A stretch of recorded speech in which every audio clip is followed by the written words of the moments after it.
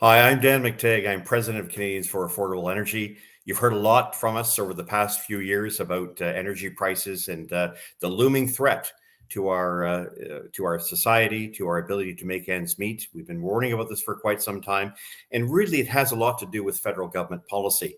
We've talked a lot about the carbon taxes, the fact that you're not getting back as much as you think you're getting back when the government says it's rebating. We've talked about regulations and its effect on driving out investments in Canada. We've also talked about pipeline hijinks, a government that has pretty much put the kibosh on not only big name projects, oil and gas, but also even smaller projects that have really left the world and Canada, with the third largest provable reserves in the world, in a position where, while it has plenty of reserves, it simply can't supply a world that needs more, especially the kind of oil and gasoline and natural gas that we produce in this country.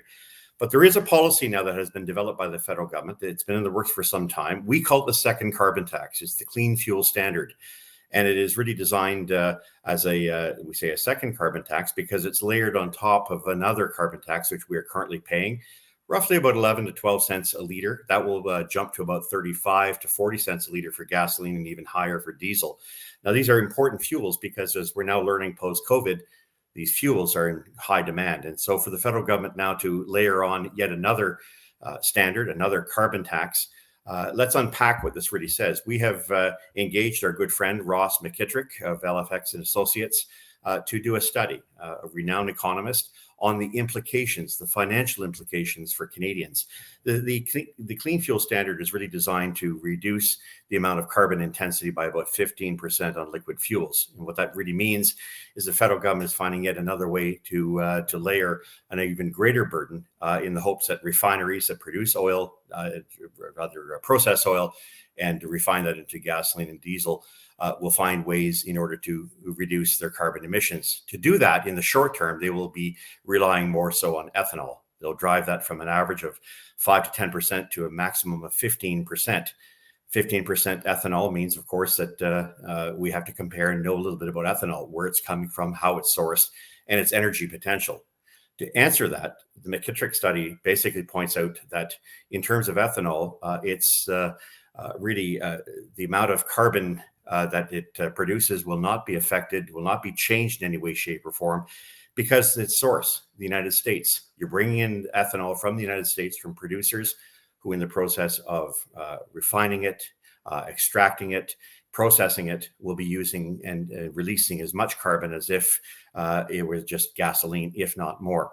Of course, we know that when it comes to carbon itself and ethanol, it has very much a higher lifetime carbon intensity than gasoline. So there will be no measurable gain by bringing this all in by 2030. More importantly, it will have an impact in terms of price.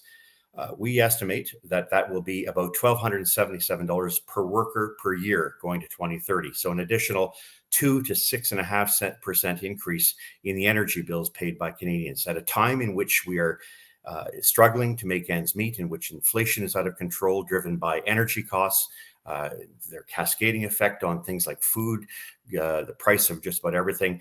It's truly amazing. We have a federal government in Ottawa that seems to be completely oblivious to the implications of what policies it is proposing. Those policies would be effective if, in fact, at the end of the day, they would achieve their stated goal, but they don't. And therefore, on a cost-benefit basis, this does not make a lot of sense. For those out there who have some background in terms of economics, particularly carbon economics and climate, you have to be wondering why the second layering of this carbon tax, a second carbon tax on top of other carbon tax, on top of other regulations, is even allowed. William Nordhaus, who won the Nobel Peace Prize, made it very clear that you will destroy the efficiency of the first carbon tax if you lay more regulations, let alone another carbon tax on it. So I'm going to leave that for now.